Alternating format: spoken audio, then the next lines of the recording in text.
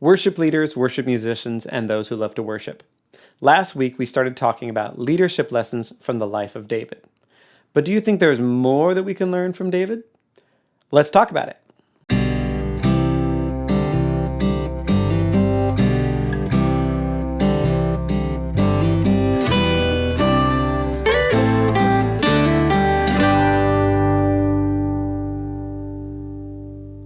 Welcome to Blueprint Sounds. My name is Nathan Smith. Today we're in part 2 of a multi-part series, Leadership Lessons from the Life of David. And we're going to talk about his time in the desert with his 400 scraggly bunch of men. But before we get there, I want to give you something. If you go to my website, blueprintsounds.com, you can get access to my free PDF guide called 25 Chart-Topping Arrangement Tricks. It gives you 25 tricks that you can use to make your song more interesting from start to finish. It gives you a couple sentences about why the trick works. And then it gives you a song from the radio so that you can hear the trick in action. Again, go to my website or click on the link nearby, www.blueprintsounds.com/25 tricks. All right, let's talk about King David. David has fled from Saul and is in the desert, and 400 men and their wives and children have gathered to David, and he's now trying to keep them alive as they move throughout the desert and try and get away from Saul. But someone comes and tells him that the Philistines are attacking a city nearby called Keilah. And so we pick it up in 1 Samuel 23. Then they told David, saying, "Behold, the Philistines are fighting against Keilah and are plundering the threshing floors." So David inquired of the Lord, saying, "Shall I go and attack these Philistines?" And the Lord said to David, "Go and attack the Philistines and deliver Keilah." But David's men said to him, "Behold, we are afraid here in Judah. How much more if we go to Keilah against the ranks of the Philistines?" Then David inquired of the Lord once more, and the Lord answered him and said, "Arise, go down to Keilah, for I will give the Philistines into your hand." So David and his men went to Keilah and fought with the Philistines, and he led away their livestock and struck them with a great slaughter. Thus David delivered the inhabitants of Keilah. Unfortunately, the inhabitants of Keilah weren't as grateful as they should have been. God warns David that the city will surrender him to Saul when Saul comes to look for him. So they end up leaving Keilah, and we pick it up in this really interesting passage at the end of chapter 23, where David and his men are on one side of the mountain trying to get away from Saul, and Saul and his men are on the other side of the mountain. Saul went to one side of the mountain, and David and his men on the other side to the mountain.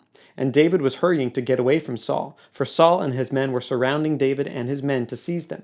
But a messenger came to Saul, saying, "Hurry and come, for the Philistines have made a raid on the land." So Saul returned from pursuing David and went to meet the Philistines. Therefore they called that place the Rock of Escape. David went up from there and stayed in the strongholds of En-gedi. So the beginning and ending of this story leads us to our first principle that we're going to talk about today. And that is that good leaders know when to press ahead to grow their people, and they also know how to give them rest at the appropriate time. So let's go back to the beginning. David has just gone out to the desert with these 400 men who are discontented and owe money and bitter. But God needs to grow these men into a fighting force. And so the attack on Keilah comes, and David asks, "Hey, do I go ahead and deliver the people from Keilah and attack the Philistines?"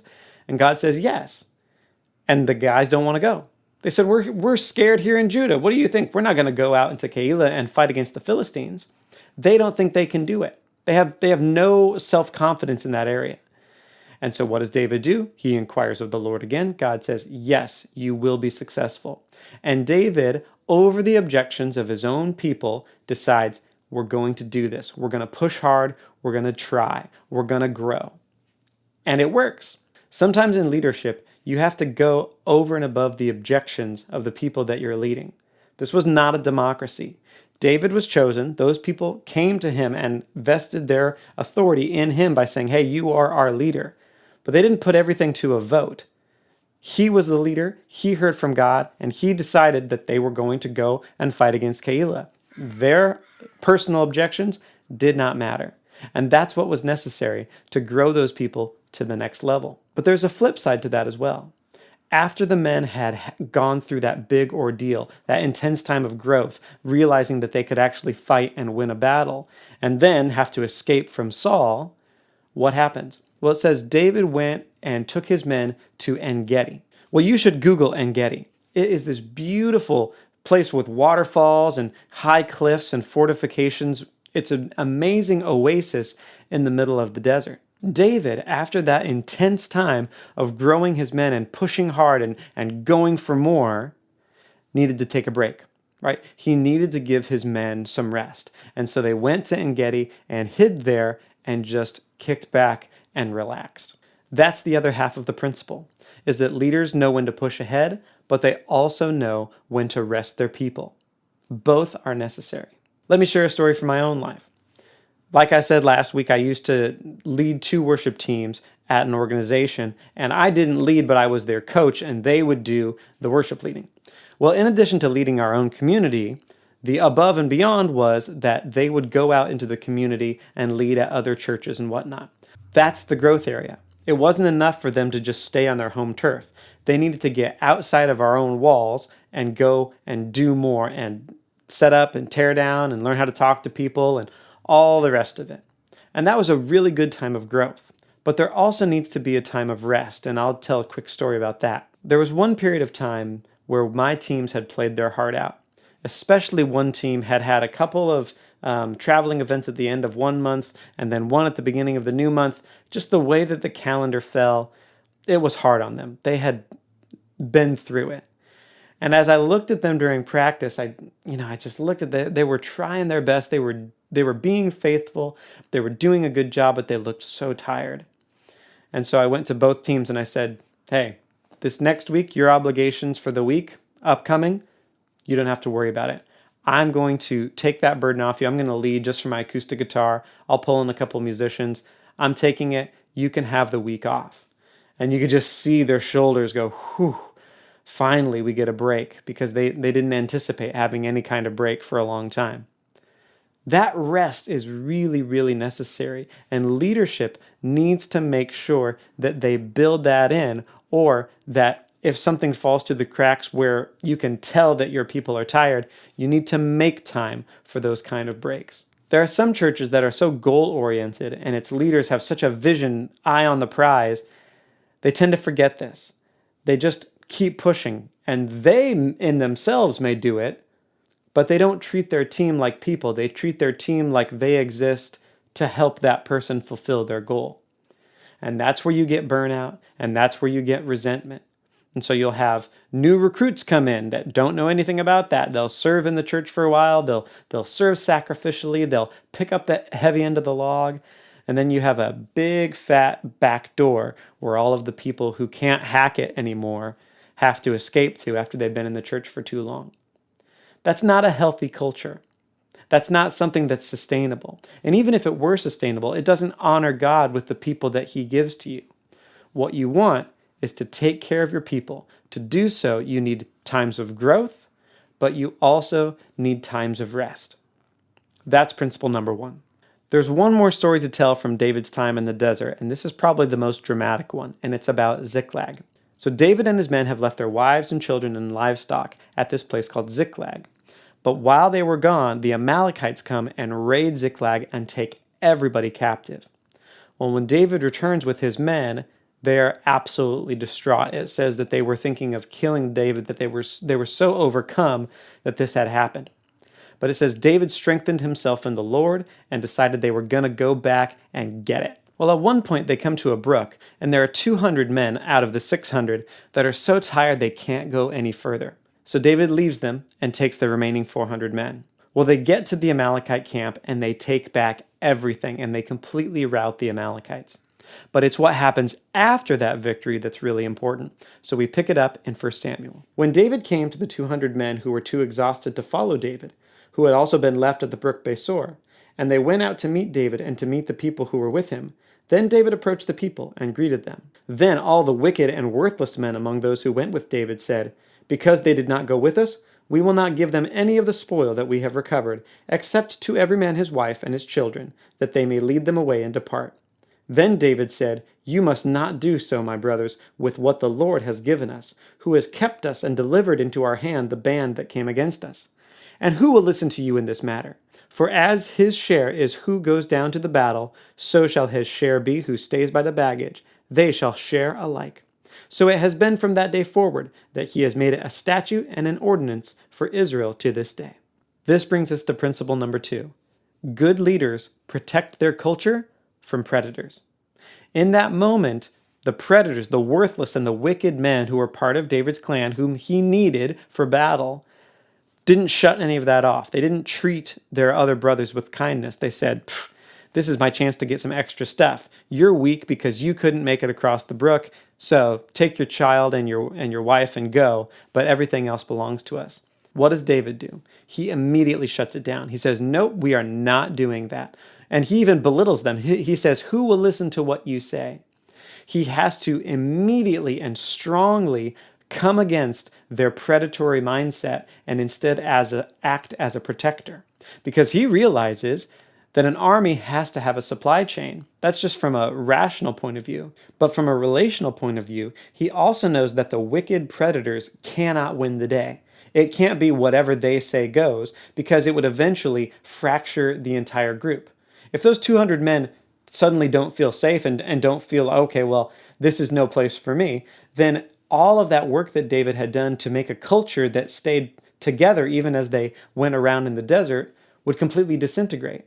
And David needed all of his men. Moreover, David needed those spoils that those predators wanted for themselves. Let's keep going and find out. Now, when David came to Ziklag, he sent some of the spoil to the elders of Judah, to his friends, saying, behold, a gift for you from the spoils of the enemy of the Lord. And then it goes on to name more of the cities in the area that David sent gifts to. Well, those were all of the towns and cities that David and his men had been in the desert during that time. All of the ones that they had kind of been living off of their support, right? They had been protecting the fields and the livestock, but they were also getting stuff. And now David returns the favor. What is that doing? That's building political goodwill, which he is going to need to become king over Judah and then eventually king over all of Israel. So those wicked predators, all of they're thinking about is themselves, and all they're thinking about is today. Hey, more meat for today. David is thinking about tomorrow, and how do I use this capital to turn it into more goodwill, which will eventually win me the kingship. He's thinking long term, and the predators are only thinking short term. Let me share another story from my life that explains this principle. When I took over the tech department at this organization, it was, I think, all male or nearly all male. And as you would expect with a male-dominated culture, it was a little bit coarse. The guys joked with each other in a coarse way, and that's kind of to be expected, but it was just a little bit more rough and tumble. But what I noticed, and I noticed this after I left, is that during my time, as I started to impose my values and started to pull back the guys and say, hey, we need to put this power under control, and I have certain expectations about how you're going to act with one another, more women started opting into working on the tech team. Until by the time I was done, it was majority female. Why is that important? Well, any society can base its health on its women and its children, right? Any society that does not value women and children will not last long because that's where the kids come from, right? So you can look down through history, any society where women and children are treasured and they're taken care of thrives. Where they don't, it's not long until you don't have a society anymore. Think about any healthy marriage. Don't ask the guy how it's going. He could be eating chips on the couch and oblivious and think everything's great. Ask the wife. And it's the same in any organization. An organization's health is based on the happiness and health of its women.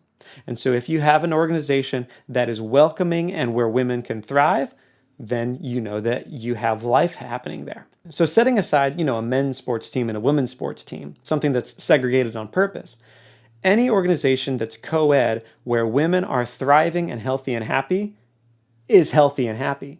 But where women are either scared to be a part of it or not healthy, you have an unhealthy organization. So by the time I left, I knew that I had done my job of protecting the culture from predators because we had more women who wanted to be involved in that department. That's why James says that true religion that the Father finds acceptable is to take care of widows and orphans. It's those who are weaker that need protection from a predatory mindset. And guess what? We're all weak, but we're all predators. It's just that we have it in different areas. So good leaders know how to protect their culture from those who would be predatory. So let's recap. The first principle that we can glean from David's time in the wilderness is this: good leaders know how to push ahead and grow people by getting them to do a little bit more than they even think they can.